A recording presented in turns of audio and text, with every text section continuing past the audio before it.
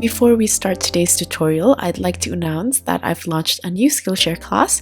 In this class, I'll be painting 4 simple winter scenes with the use of 2 colors. I'll share with you my thought process behind the colors I've chosen, as well as the techniques that I used. I'll also explain the different brushes and significance of specific brushes according to how I use them in the project. Once you're informed with the techniques, then I'll demonstrate the paintings one by one, all separated in different lessons, so you can take breaks in between and pick it back up easily when you're ready. If you've never been a member on Skillshare and you're interested in trying out, you can go to the link in my description box in order to get a free trial, where you'll have access to all the classes available on the platform, including this one as well as all my other classes I've made. And for those of you who are already members, I hope to see you guys there as well.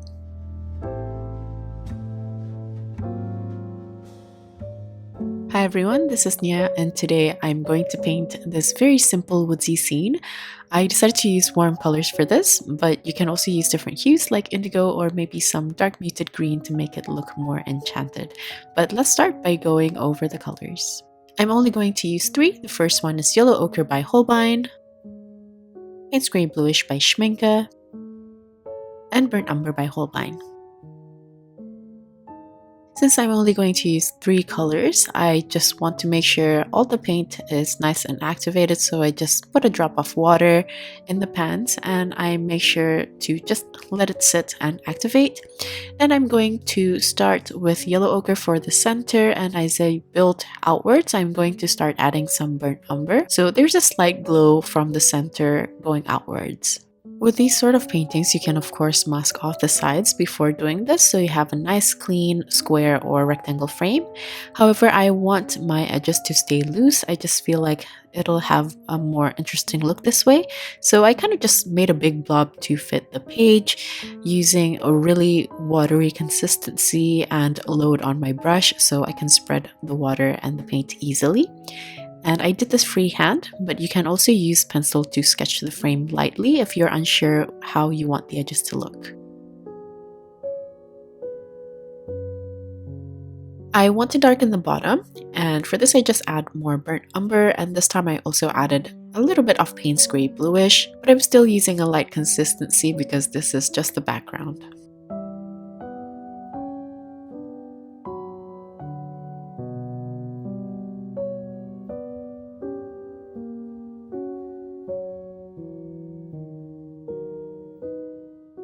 I'm fairly happy with the frame I have for now, so I'm just going to dry it off completely so I can start painting the trees on a completely dry surface. Once it dries, the background will soften, and I'm going to start painting the trees in the background using all of the colors mixed together. But I'm going to use a lot of Yellow Ochre in the ratio, probably around 85 to 90%. For the trees, I want the composition to have long tree trunks without too many branches, at least for now, so we don't crowd the composition right from the beginning.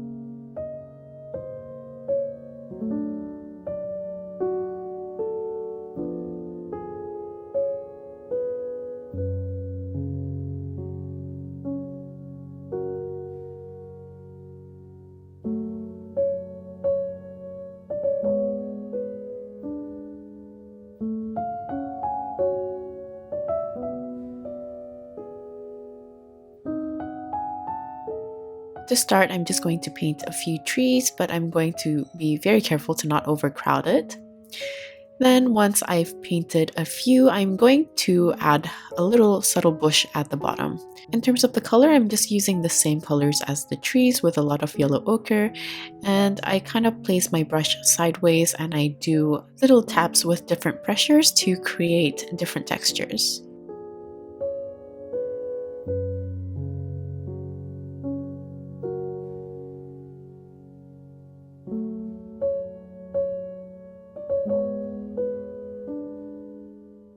As I get closer to the edges, I want to add a bit more Burnt Umber, so it's slightly darker than the trees at the center, but this is very subtle, so it's not overly visible, but this is something I want to work towards.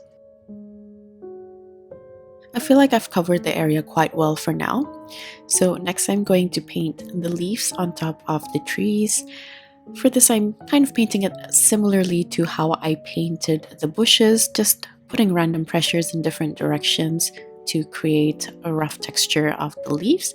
And as I get towards the sides, I'm going to make the color a bit more muted by adding more burnt umber and a little bit of Payne's gray bluish in the mix.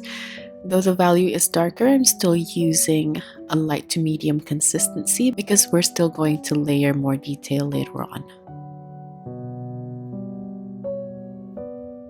As I get to the center, I'm going to use more yellow ochre, and again I'm using a light consistency, and because yellow ochre is quite light in value as well, this will be very subtle. This will just add a texture in the background without making the composition look too overly busy.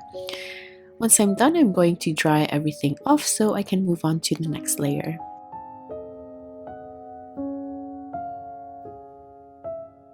I'm going to basically do the same thing for this layer, but I'm trying to paint in between the trees that I've already painted. However, as I'm painting, I try to not paint right in the middle of all the trees, but make the spacing natural. So some trees might be closer together, whereas others are further apart. And this time, in terms of the color, even though I'm still using a light to medium consistency, I'm using a mix of burnt umber with a little bit of Payne's gray bluish instead of the yellow ochre being the dominant color.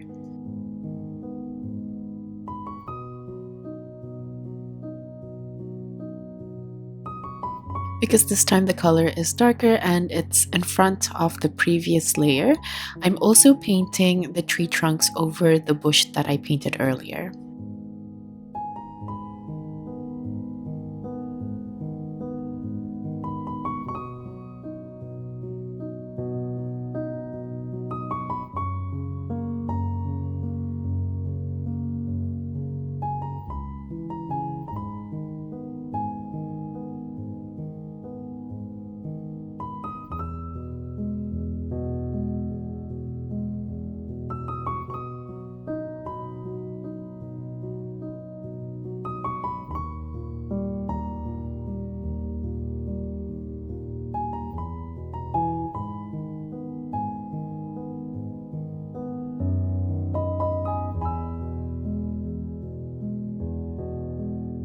Even though you've painted the layer in front, it's okay to always go back to painting the background again, since it's much lighter anyway. It's not going to go over the darker tones for the tree trunks.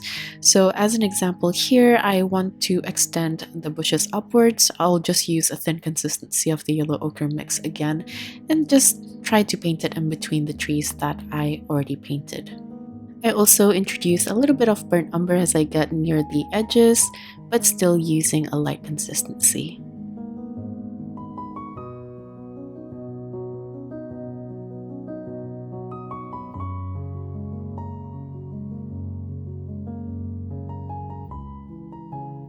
Now moving on to the foreground, and this time I'm going to use the darkest color. So this has a lot of Payne's gray bluish in the mix with burnt umber, and I'm also using a medium to thick consistency this time.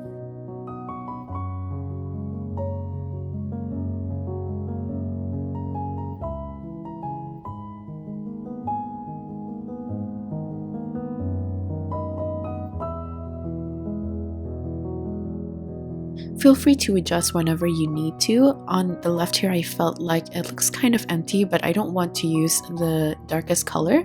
So here I'm going back in with the color of the second layer, using a medium consistency to fill the space.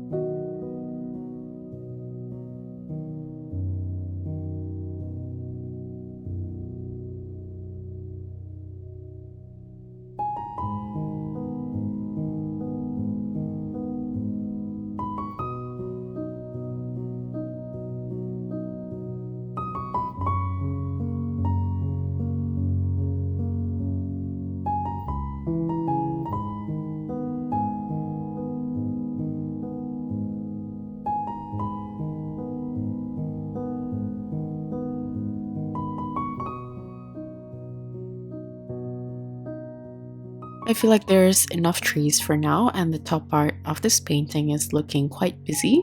So next I'm going to start covering some of the branches with leaves. I'm still using the dark brown from Burnt Umber and Payne's Grey Bluish. And this time, because it's in the foreground, I want to add a bit more detail. So instead of doing the random taps with quite a bit of pressure, this time I'm doing lighter taps. This way the markings that I'm making for the leaves are a bit more delicate and finer. I also try to bunch them in a way where it looks natural and organic, trying to imagine real leaves draping down instead of just thinking of random dots. I try to make the leaf bunches close together and some which are further apart.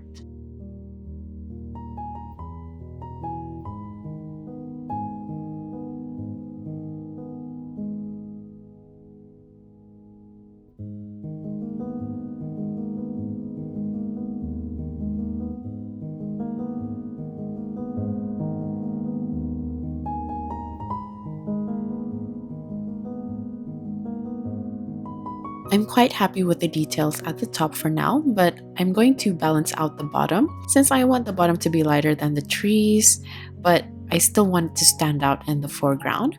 I'm going back to a lighter mixture of burnt umber and yellow ochre, and as I'm painting, I'm directing or angling my brush according to the angle of the ground. As I'm doing this, I'm also intentionally leaving out some white negative space as abstract details so the painting doesn't look too flat. As I get towards the center, I want the ground to be lighter, just like the trees. My bristles will naturally run out of paint, and instead of reloading, I just reactivate the remnants with extra water to spread it to the center. I'm also going to move a layer back and use a lighter consistency of the same mix, but I'm leaving a little bit of space in between the foreground so the paint doesn't just all blend into one single layer.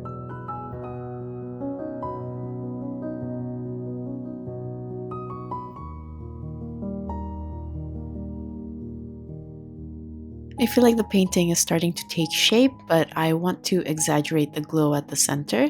So here I'm going back in with a darker color with added Payne's Grey Bluish in the mix just to paint the corners.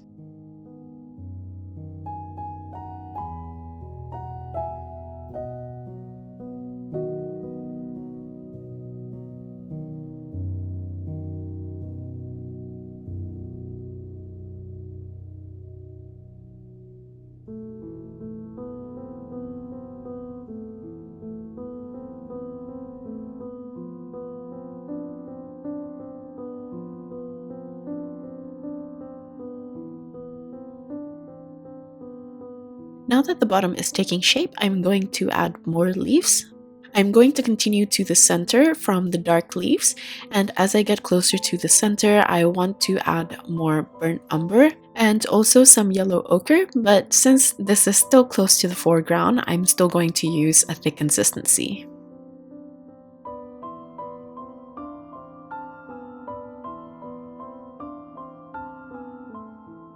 The lighter leaves here are going to represent ones which are touched by the backlight, and this will enhance the glow from the center. What I'm doing next is optional, but I just thought that the edge still doesn't look as dynamic as I wanted to. I decided to experiment a little bit with the framing by taking some of the elements and bringing it outside of the frame. Personally, I'm still quite unsure about how I feel about this. On one side, I feel like it ended up being a bit messy, but on the other side, I also feel like it looks more dynamic this way. So feel free to follow along or skip this altogether. But after doing one side, I felt like it's too heavy on one side, so I decided to add more on the left. And because I added the grassy textures, I also decided to bring this into the middle of the composition. I'm also going to do the same for the trees at the top. Even though thinking back, I feel like it's kind of nicer just to add these textures at the bottom, but I tried it anyway. Now, I'm going back to the center here because I felt like the center looked too empty, so I added more trees in the background. But after adding more in the background, now I feel like there's a lot of light trees, so I decided to add ones in between, or the middle ground, I guess. This is just my personal intuition in order to balance everything.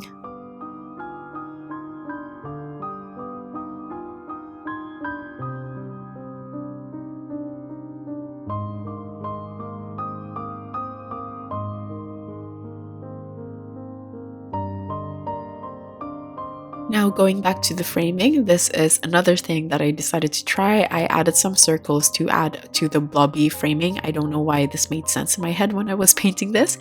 And I added diagonally across so it doesn't look too heavy on one side. I ended up getting rid of the ones at the top though.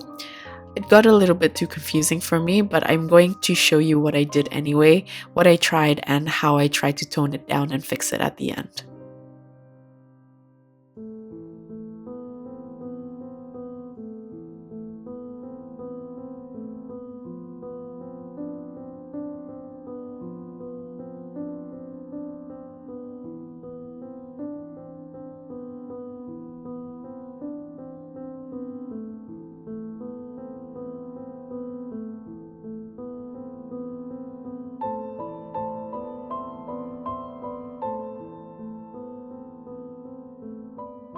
As I'm voice-overing after adding these leaves here, I feel like there's already enough going on, but for some reason I kept going and extended the trees here on the left. After doing this though, I felt like it was getting a bit too much, so I kind of panicked and decided to add more on the right to quote-unquote balance it out. Or actually, in my mind, I wanted to use the leaves to cover up those extra circles that I didn't end up liking.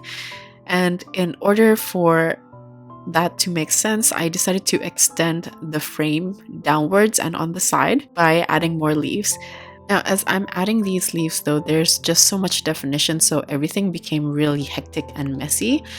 So in the end, I just kind of tried to blur out everything and make it part of the frame.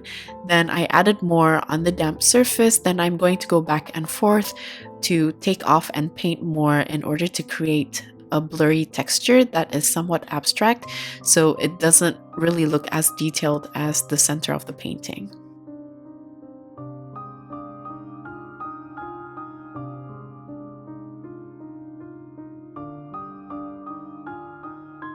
There's just one more circle here, and I didn't want to push the frame too far to the corner, if not it'll lose the round corner. So I decided to just reactivate it with water and dab off the excess with tissue. I actually don't mind how this looks now, because now it just kind of looks blurry and loose in a way. So I tried to do the same to soften the circles on the left side as well. And that's it for this painting. It ended up a little confusing as I was experimenting towards the end, but I don't think I mind it so much now. Feel free to paint along to this with the cleaner frame or how I did it at the end. Like usual, the list of tools as well as my social media links will be in the description box. Thank you so much for watching till the end, and I'll see you guys at the next one. Bye!